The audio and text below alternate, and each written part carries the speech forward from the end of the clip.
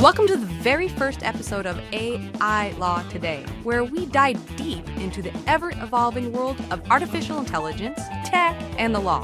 What exciting times we live in. Said yes. There will be stories that are upsetting. There will be stories that are inspiring. There will be episodes that are just hilarious and entertaining. That is what our show's about, AI Law Today. But I'm not writing solo here. We have Del and Drew. Let's talk about Drew. Drew is beyond a technology side of things. He is a legal tech professional. My co-worker, Drew. Thanks, Rachel, for that introduction. I have to admit, I'm a bit hesitant, not used to having a microphone in front of me. I spend my days with a computer terminal staring at me with my fingers on the keyboard, staring at lines of code. I'm more on the tech side of things and work with Daryl at Legal Edge Innovators, working on a product. We could talk more about that later, but I'm here on the show just to help people understand what this technology is and what it isn't, to disabuse some of the myths out there and to alert you at the same time to what I might see as problematic. There are some things to be concerned about when it comes to the technological revolution that is upon us. There are some things to embrace. There's some things to, as you say, Rachel, become very inspired about and motivated. There is a way, and our vision at Legal Edge and on this podcast is to show lawyers and anyone who's interested in the show. Of course, we're not excluding any profession at all, but lawyers in particular come from a background, an industry that is suspicious as technology and slow to adapt. So much so that when I go to conferences or talk to other innovators throughout the country, I mention that I'm in legal tech, and just always just stare like, legal tech. I didn't know there was such a thing as legal tech. That's how sometimes backwards, it's the way it feels in some ways. The legal services industry has a lot to be proud of. The legal services industry has a little bit of catching up to do. But fortunately, the legal algorithm that we're developing and we will talk about with full disclosure on this show should give attorneys peace of mind that there is not necessarily a disconnect, and AI and law can work well together. So that's my view, my philosophy about it. Rachel. Thanks, Drew, and that was perfect. I know you were a little bit nervous about being on the podcast, but you did great. Now, I figured we just jump into the very first story that we have.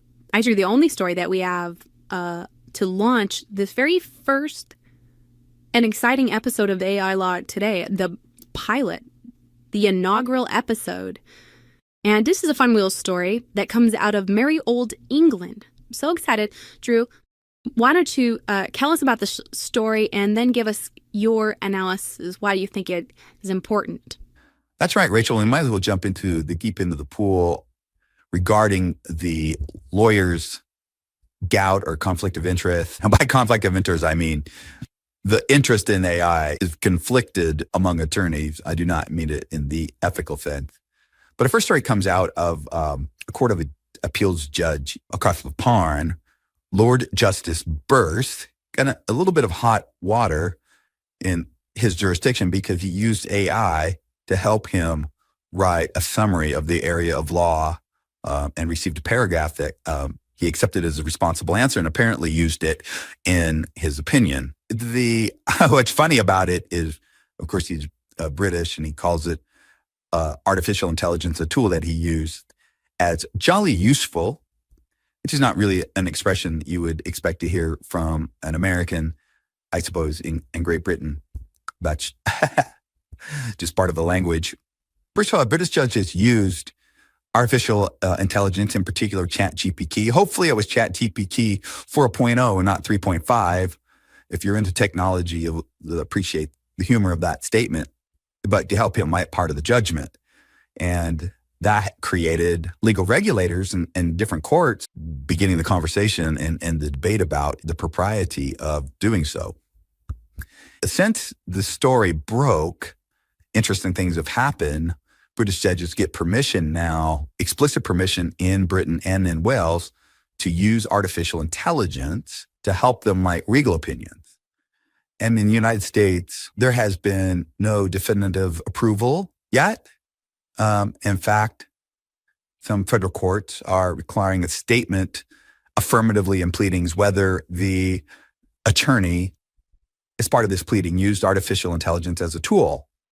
And of course, that is, some would say, an inappropriate question for a court to ask because it involves work product of the attorney. And lawyers are allowed to develop their own methods and means of providing legal services as long as it conforms to the rule of professional conduct for attorneys. It's considered privileged, and some would argue not proper for a court to inquire about. But on the technology side, of course, it raises the question of whether the technology itself is unreliable. We now have a court system in Great Britain saying, no, it is reliable, and it does help promote justice. In other words, judges are intelligent, trained individuals and can discern from themselves whether ChatGPT has given a false answer or something that's not appropriate. In other words, AI and ChatGPT is assisting the human intelligence of the independently minded judiciary. That is the way the question is framed. So a jolly useful tool has been used in Great Britain and approved as a method of prudence. There is even a book on the subject entitled The Reasonable Robot. Of course, you had to call it a robot. And it is written by Ryan Abbott, who is a University of Surrey School of Law professor, and it is published by Cambridge University Press. It asks whether artificial intelligence has a place in the law. It has a chapter on understanding artificial intelligence, what it is, what it isn't, and it pay taxes is one of the chapters, and makes a great discussion, has a great discussion about fear of AI and punishing AI, which the federal court systems that is requiring a disclosure seems to be much more suspicious of this technology. That is unfortunate because it is really the intellectual property of the prompt engineer. That's the way. That's one way to look at it, and we can dive into intellectual property rules and patentability of abstract processes in future episodes. But for today, so when we talk about artificial intelligence being asked to help judges make rulings, or at least write parts of their opinion, interplay any role in that at all, you have to understand that large language models become more proficient, more reliable, the more training data that they receive. And in non-commercial account, ChatGPT being one of them, it'd be a nice thing to know exactly what the judge in the judge purse in the British case, how he used it, what went with his prompt. For example, if you go to Edge, which is owned by Microsoft, that particular browser, and have a personal account, Outlook account, or Hotmail account, and use the Copilot, the training data and the questions that you ask are absorbed into the collective, for lack of a better term. I'm using a Star Trek reference. The Borg, which is probably not the best mental image for this particular company and this particular question, but you weighed your privacy, and your questions and the answers in the conversation could pop up again in another person's answer is the fear. However, if you use Edge and log in with a business account, Microsoft assures us that training data is siloed and is not used for training purposes and is protective, and has gone so far as to offer litigation support in the event that a business was sued under allegations of trademark violation or privacy violation or whatnot. Those are interesting legal questions. And so that's a technology question. But the point is, how do you feel about artificial intelligence helping a judge operate and make a ruling if the large language model behind it was open source, but invented and developed by Facebook? I mean, like many would say, Facebook is the last place we want the judiciary to have any connection, right? So those are valid privacy questions related to the business of AI and privacy concerns, not ethical concerns. Elon Musk is another big innovator in the world of artificial intelligence. How do you feel about Elon Musk, of all people, helping a judge write an opinion on a criminal case? But for today, we're going to ask the question, how do we really feel about artificial intelligence deciding or playing a role? Why do we feel uncomfortable with artificial intelligence making a legal decision as a judge? Now, it seems ludicrous to even ask. The idea of being accused of a crime and having a robot decide the fate of the accused is just quite frightening. However, we do seem as humans to be very comfortable with miscarriages of justice by humans. Until, is it really making a mistake that we're afraid of? If so, we really should reevaluate thousands of years of jurisprudence, just to be fair. Now, I'm not the attorney. I'm here just to lay out some of the technological issues. One issue would be whether asking ChatGPT to help you with a legal case violates privacy concerns. And from a technological perspective, there are some moving parts there that should be broken down in future episodes and in discussions. Another issue is just understanding of how the technology works. We should frame this episode and future episodes with a couple of definitions. You hear people use the term AGI, artificial general intelligence.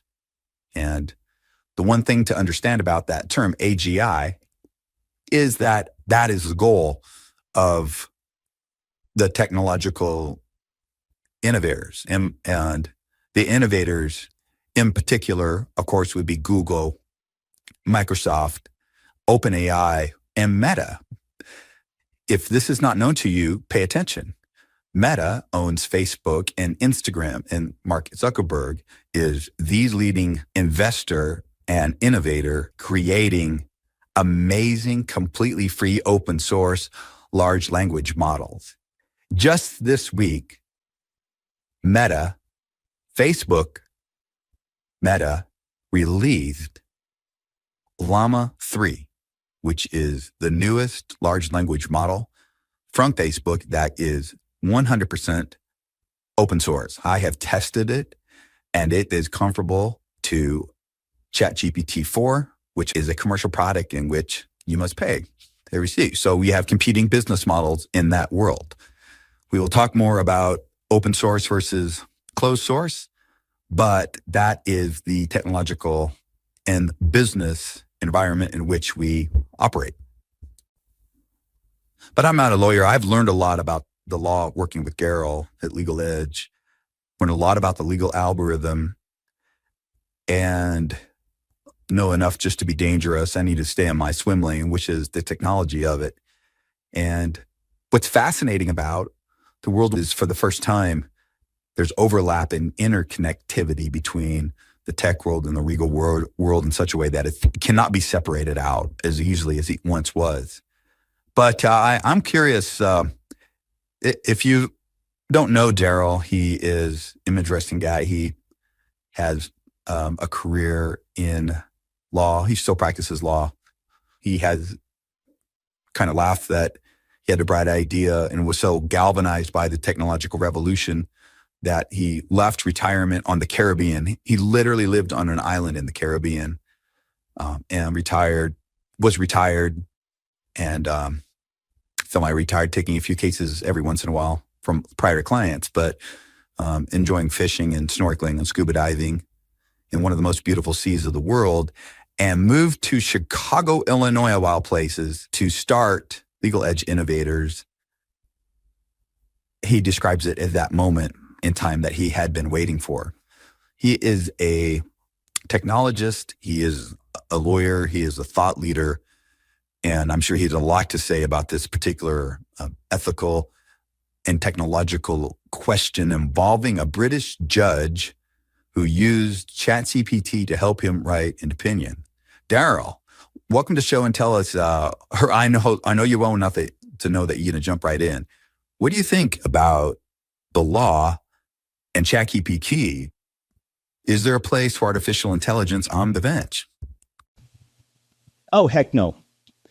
Robots shouldn't be on the bench. They should be as far away from legal services as they can possibly get. I think we go fishing on the Caribbean. Kind of miss those days. It is a fascinating question. There's no doubt about it. And it is true. I did leave. Well, I lived in a place in the world where I would say, before God rolls out his sunsets to the rest of the world, he comes here in La Peguera, Puerto Rico, and practices his best work. That's how beautiful it was there.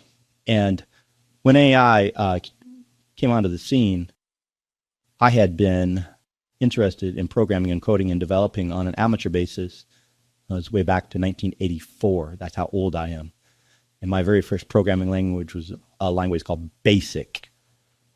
And cited to some of the OpenAI guys, they were teasing me saying, BASIC, that's a dead language.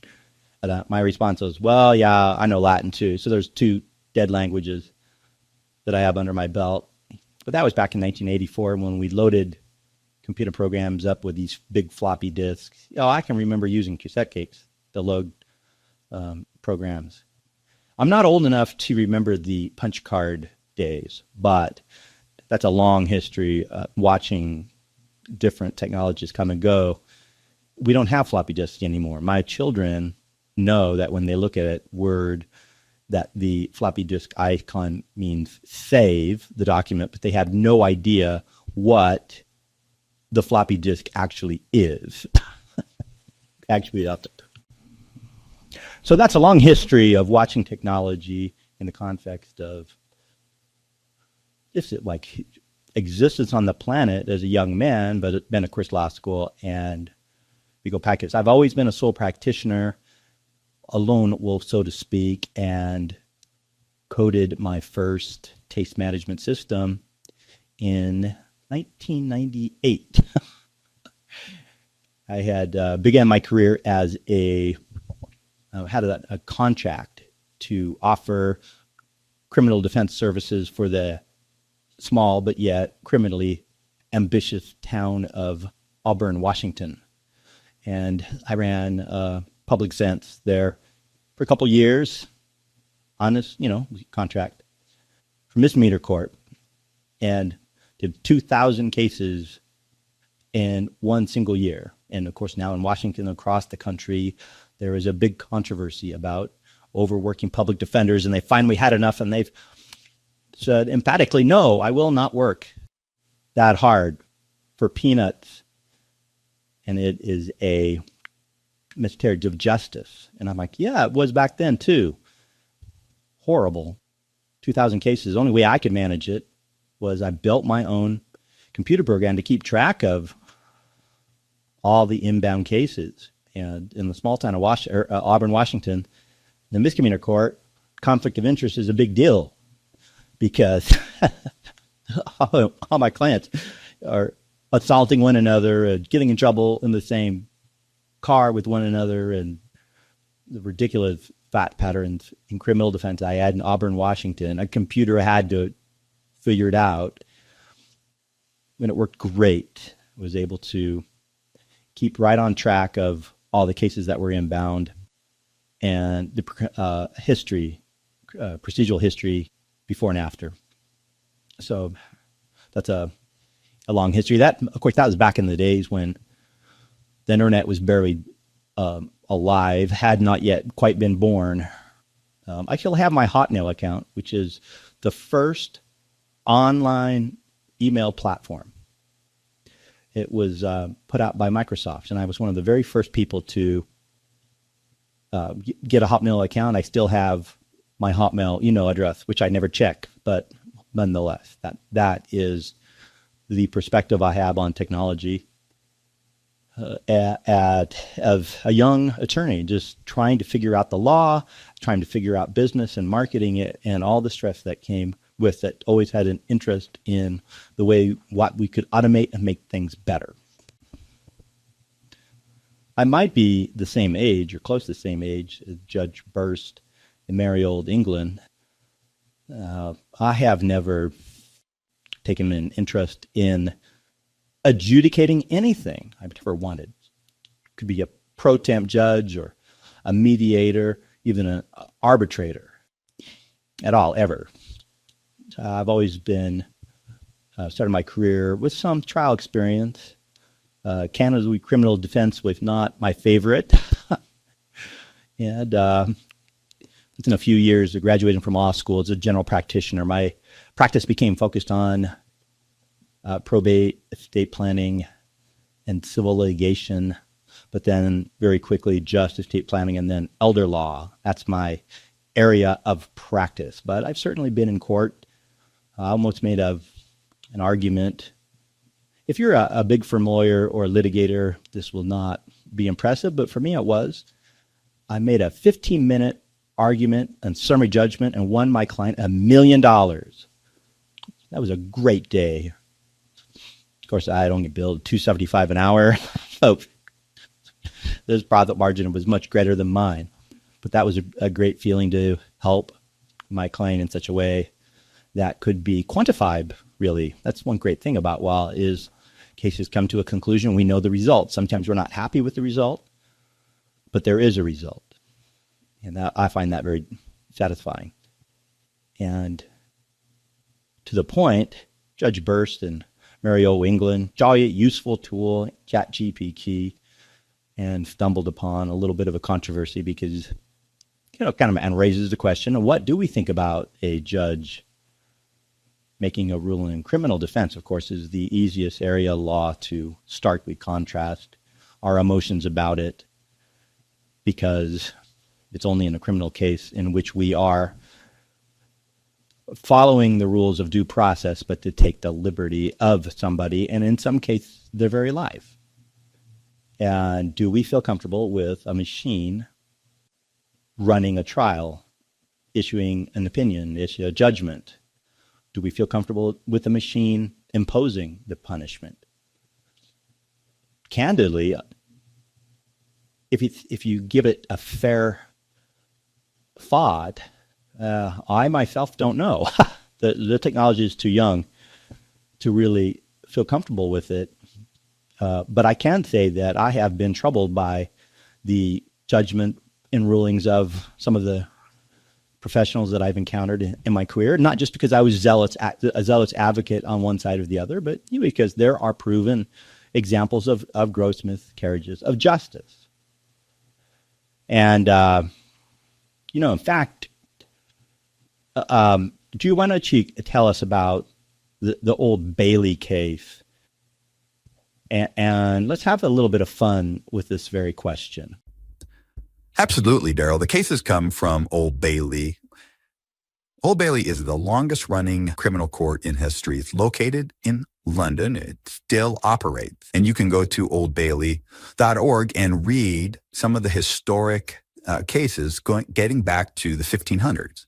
Old Bailey has operated as a criminal court longer than the 1500s, but the records kind of pick up in the early 1600s. The case I found dates from 1695 and covers the curious case of Francis Buckley and Peter Lawman. The record shows the evidence for the king, and this is me quoting directly from the Old Bailey criminal record. The evidence shows for the king was very positive that they did hear him say he was an Egyptian. This is the charge against Francis Buckley, that they did hear him say he was an Egyptian and king of the Egyptians. He was taken in a barn at Hampstead, covered with straw, and 2 Egyptian women sitting upon him. And they, being made to rise, they covered his legs and so pulled him out of the straw. There was found upon him a pistol with a skinster and rich. He had a mare, likewise, hard by, that was worth 200 pounds. The prisoner had little to say that he never declared he was an Egyptian. The second case is his colleague, presumably of Mr. Buckley, and his name is Peter Larman, of the parish of St. Mary's, Islington. Mr. Larman was indicted for felony for that he, being over the age of 14 years, was said to wander up and down, calling himself an Egyptian from the 10th day of June to the 12th of June following. The prisoner alleged for himself that he was a German and no Egyptian, nor that he declared any time he was an Egyptian. Now, hold on. Rachel, you just got to be patient. Got to be patient like I am. We're going to tell you all about this charge. But first, I want to report to the history behind it and what the criminality, what the criminal code looked like back in 1627. I want to kind of act out, turn it over to ChatGPT.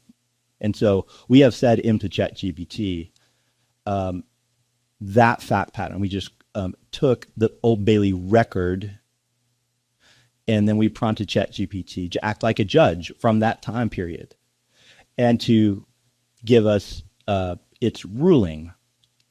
Now, I need to confess at this point that I have an interest in theater.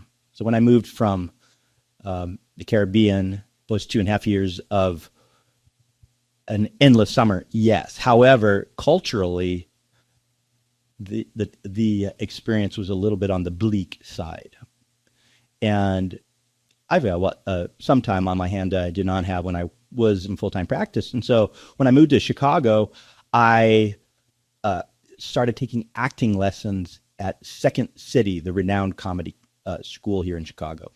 And Chicago, which is a wonderful place, there's so much theater here. I'm sure New York City would be the only thing that could compete with the number of theaters and how rich it is, that world, that scene is in here in Chicago. I don't know, maybe Chicago is even more renowned for stand-up.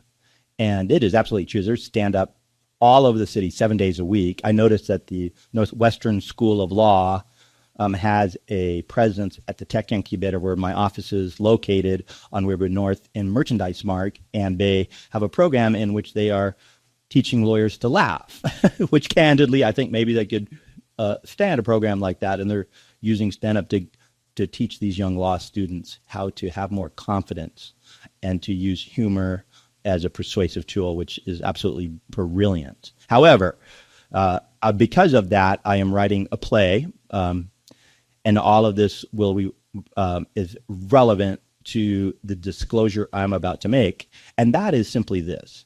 All of the voices that you have heard in this podcast, Rachel and Drew's, are my voice. That's right. There are not actually the existence of Rachel or the existence of Drew's. They are personas, my personas in different ways. And I have simply used AI to turn the voices into different personalities. Let me demonstrate. You can simply go to 11 Labs and record your voice and then clone it until there are several different clones of my voice, none of which are spot on. They're not 100%. But what I've noticed is that 11 Labs will clean up the audio and make it production ready if you use the cloned voice, as compared to the pain in the arse to create a podcast ready post-production audio file. I mean, I have to go to the studio, I have to set up all the fancy equipment, I have to use Audition, filter out this, do this, but it takes forever. The 11 Labs process makes it much easier. Listen to my voice recorded without the 11 Labs cloning technology and recorded simply from my laptop. This is my voice on my laptop. This is the same equipment I use to record and easily convert audio of this quality to either my cloned voice or Drew's or Rachel's, and Drew and Rachel's voices are just provided by 11 Labs. As you can see, the quality is horrible. Wow, Daryl, that's quite the difference. And again, this is Rachel, but it's really Daryl. And it reminds me of H.G. Wells' presentation of War of the Worlds. I'm not saying that Does By God compares to that, but apologize for it tricking anybody into believing that Julie and Rachel existed. What's funny about it is that I had my ex-wife, who is now my best friend. That took some work. But I had her listen to like a prototype, like when I was testing this concept of using Rachel and Drew. And I sent it to her to listen to, not telling her that Rachel and Drew did not exist. And she goes, "But I'll leave that tingle in place. I really like them, especially Rachel." And then that began the big joke. My comment to her was, "Yeah, I don't think Drew and Rachel really like me very much." And I go, "I'm going to take Drew out for a beer later tonight and ask him." So there, but the reason I like this idea is because podcasts can be boring. Law can be boring. And a little bit, admit it. It's true. And it is uncomfortable to talk about Daryl, like take on the persona of Drew, and then to talk about Daryl open eye when Drew is Daryl. That is weird. However, just like H.G. Wells, where he's acting out these different parts as part of the drama, I have a long history of I'm a tech enthusiast. I'm a technologist. I'm in Chicago. I'm practicing law as an attorney, but I'm in Chicago deep guiding into developing software. And I spend my days making templates for legal documents. By the way, our technology does not use AI to draft legal documents. I think that that's a mistake. There are some companies that are taking that approach. I've talked to the CEO of founder of the big one personally. He's a nice kid.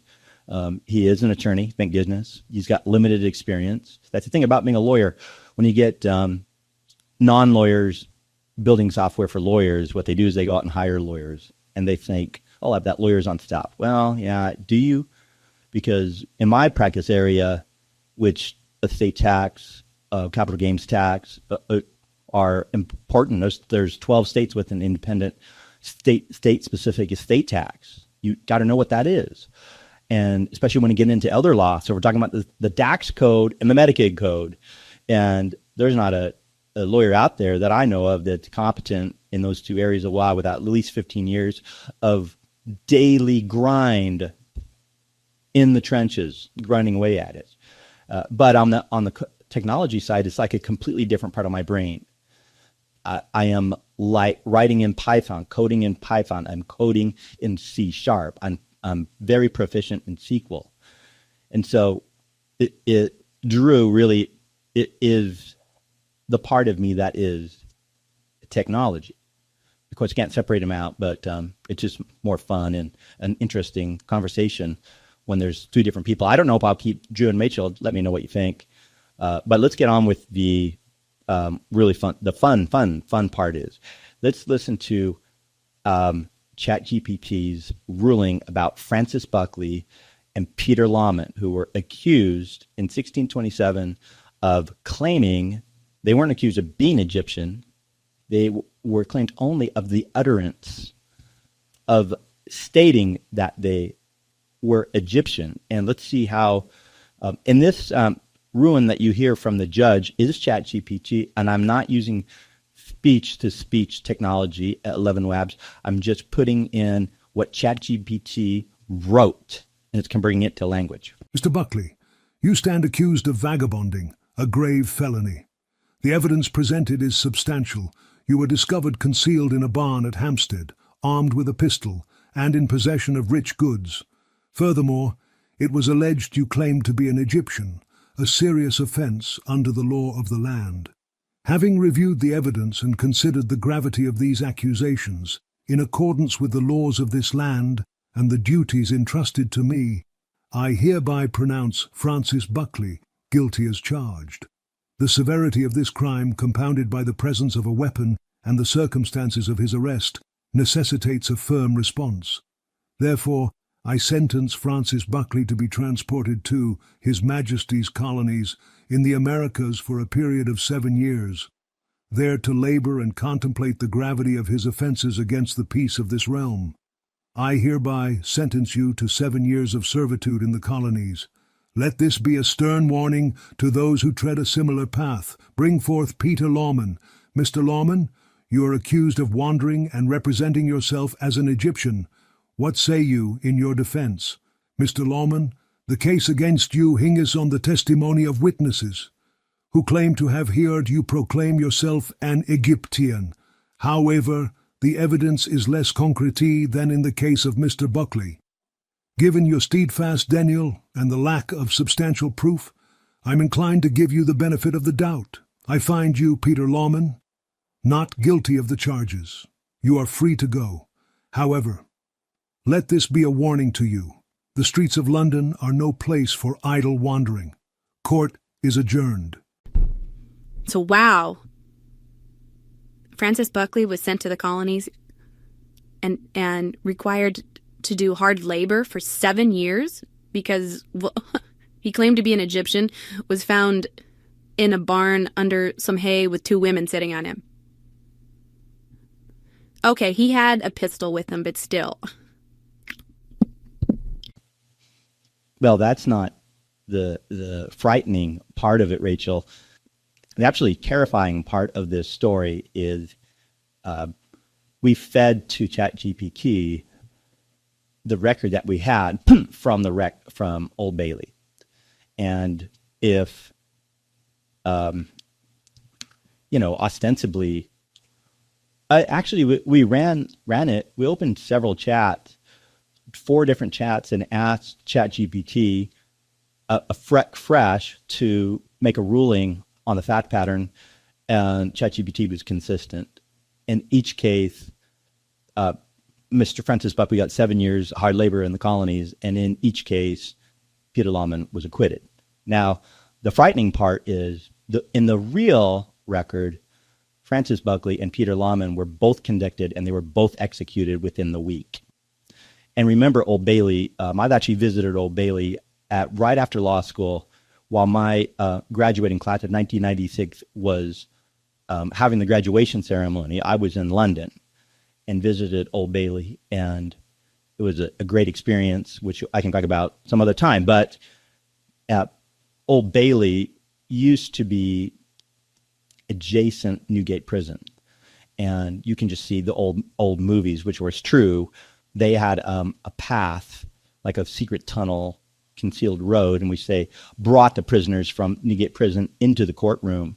They had summary trials, really, and then they would bring them out and execute them in the courtyard very quickly, within a few days or a week. And there are records of the conviction, and there are records that list the people who were executed on the following Friday, and both Francis Buckley and Peter Lawman are on the list of those executed. And so we went back and asked ChatGPT how he felt about that. We have, in my view, an actual record of a human judge, and it's just hard to reconcile the severity of the punishment with the crime in a modern sense. And so, which do you feel more comfortable with? Do you like the judge's ruling from the human actual record, or do you like the artificial intelligence consistent approach to the case? And let's ask ChatGPT what its reaction is to the actual ruling. Is his emotions? Does he have emotion? Does it have emotions? Is it a female? Is it male? All of these biases. As an AI developed by OpenAI, I don't experience emotions such as surprise. However, I do find it historically intriguing to learn about the actual outcomes of the cases involving Francis Buckley and Peter Lawman. The harshness of the sentences, resulting in death for charges of vagabonding, reflects the severity with which certain laws were enforced in the late 17th century in England. During that period, the legal system was notably more severe than it is today. Many crimes, some considered minor by modern standards, were punishable by death. This was part of a broader legal framework known as the Bloody Code, under which a wide array of offenses, including theft of relatively low value, could result in capital punishment.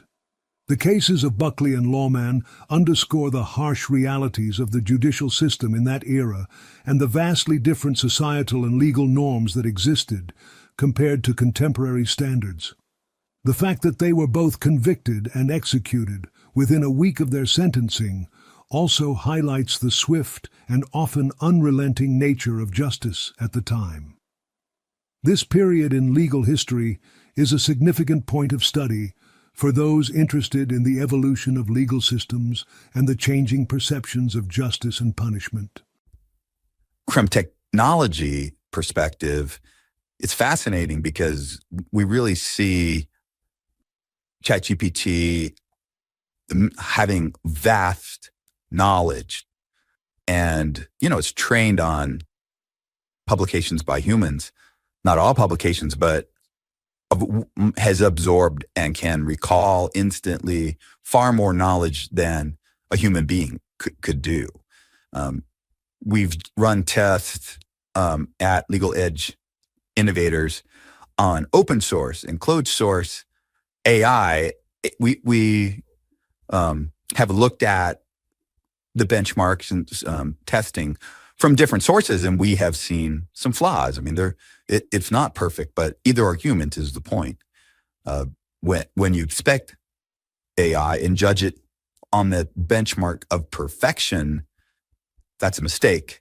Some models can answer questions. Some have general knowledge. Some can code far better and far faster instantly than a human being can code. Artificial intelligence has already and will continue to change the world in the sense that jobs will be at risk. Developers are entering a new era in which they will have to adapt to the speed at which coding can occur with artificial intelligence or not.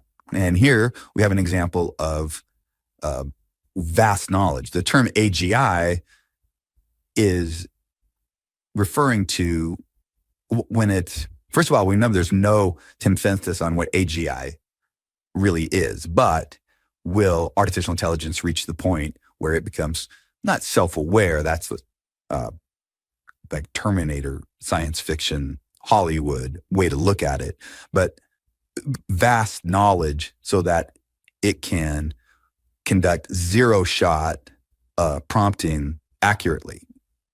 And when you engage in a conversation about judicial history, it's pretty impressive at the very least. You have to concede that. And so, Daryl, what did let's jump back in and tell us what ChatGPT, how act out ChatGPT's explanation of what the vagabonding and claiming to be Egyptian crime was all about. The case of Peter Lawman and Francis Buckley being tried for vagabonding under the laws initiated by King Henry VIII in 1530 indeed presents an intriguing historical scenario. The 1530 law, often referred to as the Egyptians Act, was primarily aimed at Romani people who were mistakenly believed to be Egyptians. This law made it a felony for Romani to enter or remain in England, reflecting the xenophobic attitudes of the time. As for the names Peter Lawman and Francis Buckley, they do not sound typically Romani, which suggests that the application of the law might have extended beyond its original target group. This expansion could be indicative of the law being used more broadly to control or punish vagrants or other social groups seen as undesirable, regardless of their actual ethnic origin.